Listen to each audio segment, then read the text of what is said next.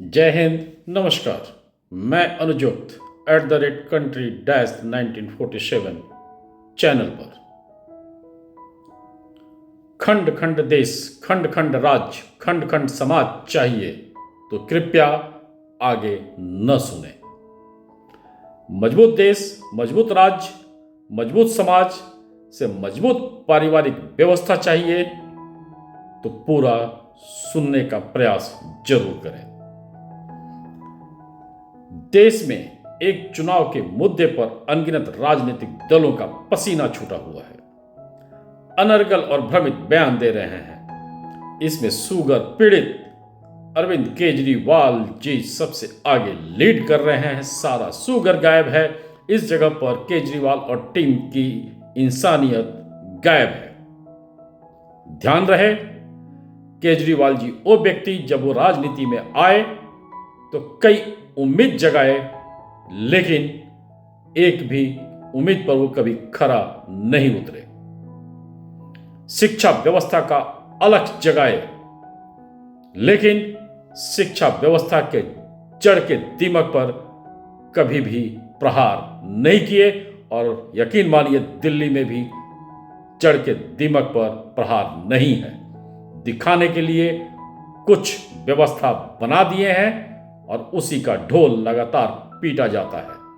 पर दिल्ली की भी सरकारी शिक्षा व्यवस्था लगभग वैसी ही है जैसे देश के अन्य भागों में सरकारी शिक्षा व्यवस्था है। कोई सुविधा नहीं लेने का उनका वादा हवा रहा, शीश महल बन गया, और अभी मुख्यमंत्री पद से इस्तीफा देने के बाद जब मुख्यमंत्री आवास छोड़ने की बात हो रही है तो कई प्रायोजित वीडियो सोशल मीडिया पर चल रहे हैं और चुपके से सरकारी बंगलों का आवंटन का उपाय भी किया जा रहा है। जेल से जमानत पर वे बाहर हैं। याद रहे कि लोकतंत्र में नेताओं के लिए जेल अश्वमेध यज्ञ जैसा साबित होता हमेशा से रहा है, और जेल से अगर जमानत मिल जाए तो लगता है कि विश्व विजेता बन चुके हैं। युवा पीढ़ी का इस्तेमाल किस तरह से और किस उद्देश्य से हो रहा है, आगे सुने। समाज में सामाजिक व्यवस्था को तार तार कर अपराध को पोषने का उपाय आपको आगे सुनने को मिलेगा। सरकारी शिक्षा और चिकित्सा के खेल को समझे जो इंसानियत का खुलेआम दम घोट रहा है, आगे सुनने को मिलेगा। यकीन मानिए, जब तक लोकतंत्र वाली लोगों का जमीर राजनीतिक दलों को अपने राज्य में, अपने गांव में, अपने शहर में, समाज में देश नीति कार्य के लिए मजबूर नहीं करवाएगा, तब तक देश के एक भी परिवार को किसी भी जगह कोई राहत मिलने वाला नहीं है। किसी तरह काम चल जाएगा, किसी भी वक्त स्वार्थी राजनीति व्यवस्था सब कुछ तबाह कर देगी, सब कुछ बर्बाद कर देगी, खालिस्तान और आगिस्तान सोच के हवाले कर देगी। अरविंद केजरीवाल जी का कुछ भ्रमित बयान विश्लेषण आगे सुने जो एक देश एक चुनाव पर वो दे रहे हैं। नंबर 1, एक देश एक शिक्षा। नंबर 2, हर महीने चुनाव। नंबर 3, एक देश एक चिकित्सा। मेरे चैनल को लाइक, सब्सक्राइब, शेयर जरूर करें, बेल आइकन भी दबा लें, क्योंकि उपरोक्त तीनों बिंदु में से 2 तो जरूरी पर मंशा खतरनाक है। एक देश एक शिक्षा एक चिकित्सा पर हम लोग कुछ चर्चा करते हैं। इस बात का समर्थन किया जा सकता है और होना भी चाहिए अगर राजनेताओं के दिल में ईमानदारी हो, पर अगर उनके दिल में बेईमानी और सत्ता प्राप्ति है तो इस राजनीति को समझना अति आवश्यक हो चुका है। एक देश एक शिक्षा नियम तभी आ सकता है जब देश में एक नियमावली हो। ध्यान से सुनिए पुनः, एक देश एक शिक्षा एक चिकित्सा नियम तभी आ सकता है, अच्छी चिकित्सा नियम तभी आ सकता है जब देश में एक नियमावली लागू हो, एक देश एक कानून लागू हो। क्या अरविंद केजरीवाल और 90% राजनीति खुल के इस नियम का समर्थन करेगी? ऐसे नियम के लिए मोदी सरकार तो लगातार बोल रही है, पर जैसे ही यह बात शुरू होती है 90% राजनीतिक दल का खालिस्तान और आगिस्तान प्रेम जग जाता है। तोड़फोड़, आगजनी का धमकी चालू हो जाता है। इसका दूसरा पहलू भी समझे, शिक्षा और चिकित्सा क्षेत्र का। सरकारी क्षेत्र में योग्यता आधारित व्यवस्था दोनों जगह से गायब है। जिसके परिणाम स्वरूप 99% सरकारी स्कूल और हॉस्पिटल का व्यवस्था दयनीय है। दयनीय व्यवस्था से घोटाला आम बात है, जिसका न्यूज कहीं ना कहीं हर वक्त आते रहता है। गरीब के लिए दिए गए सुविधा के पैसे का बंदर बांट होना आम बात है। भुक्तभोगी में देश की हर गरीब इंसानियत है। ध्यान रहे, इन जगहों पर भुक्तभोगी कोई जाति नहीं है, भुक्तभोगी सिर्फ इंसानियत है। एक भी नेता और नेता परिवार के बच्चे का शिक्षा चिकित्सा इन जगहों पर नहीं होता है।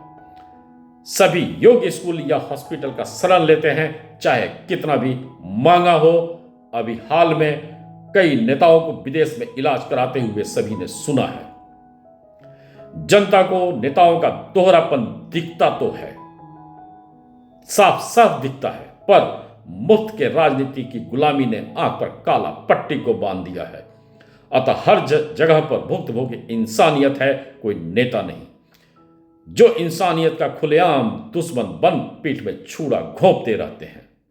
अतः आप सब खुद के इंसान से प्रश्न करें, क्या एक देश नियम, क्या एक देश एक नियम, एक देश एक कानून, एक देश एक व्यवस्था के बगैर देश में एक शिक्षा व्यवस्था, एक देश एक चिकित्सा नियम बन सकता है?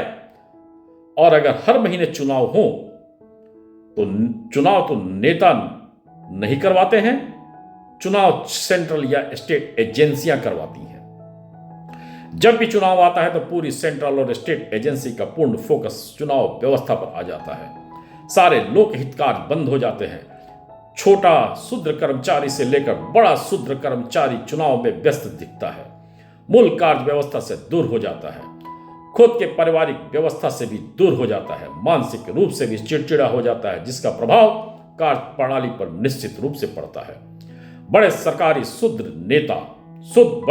शूद्र हर नेता का करीबी बने रहने के लिए भ्रष्टाचार के दलदल में घुस जाते हैं, ताकि अच्छी जगह पोस्टिंग मिलती रहे, भविष्य में अच्छी व्यवस्था के लिए अनगिनत अघोषित संपत्ति बनती रहे। ऐसी खबरें आम बात है। सही है या नहीं, आपके अपने अंदर के इंसानियत से सोचें। सीमा पर सैन्य बल भी दबाव में होते हैं, सीमा पर दुश्मन भी सक्रिय होते हैं और अंदर स्थापित स्लीपर सेल भी सक्रिय हो जाते हैं।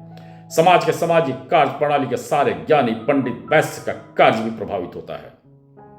विकास कार्य प्रभावित होने का मतलब समाज के अंदर अपराध बढ़ना और फिर सामाजिक क्षत्रिय स्वभाव भी खुद के आत्मरक्षा के लिए कई कानून को जाने अनजाने हाथ में ले लेता है। नेताओं की मौज रहती है, क्योंकि जहां भी चुनाव वहां ज्ञानी नेता पंडितगिरी करने लगते हैं।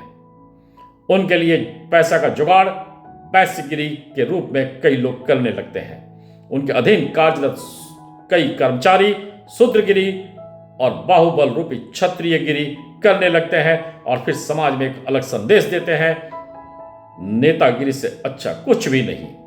युवाओं का भटकाव जल्दी होता है और हुनर को भूल नेतागिरी में अधिकांश युवा को देखा जा सकता है। एक रैली को अगर आप उदाहरण ले लें, मोटरसाइकिल, झंडा, स्पीड और तेवर, 200 रुपये रोजाना पेट्रोल और चुनाव तक 500 रुपये रोजाना के चक्कर में अनगिनत युवा शिक्षा से दूर हैं। जल्दी सफल होने के लिए छोटे मोटे अपराध करने लगते हैं। यही उनको या तो बड़ा अपराधी बना देता है या देश नीति के विरुद्ध कार्य करने के लिए इस्तेमाल करता है, जिसमें सफलता का परसेंटेज काफी कम होता है और बर्बादी का परसेंटेज ज्यादा होता है। क्या अरविंद केजरीवाल और 90% राजनीति का इरादा युवाओं को शिक्षा से जोड़ना दिख रहा है, या हर महीने चुनाव से युवाओं को देश के विरुद्ध खड़ा होना, समाज के विरुद्ध खड़ा होना शिक्षा देगा? साफ साफ दिख रहा है कि भ्रमित बयानबाजी से मूल युवा जनसंख्या को खुद के सत्ता के लिए इस्तेमाल करना सबसे महत्वपूर्ण राजनीति बना हुआ है। मूल सामाजिक समस्याओं को बढ़वाने का जुगाड़ बना हुआ है, जिससे राजनीतिक एंगल बनता रहे।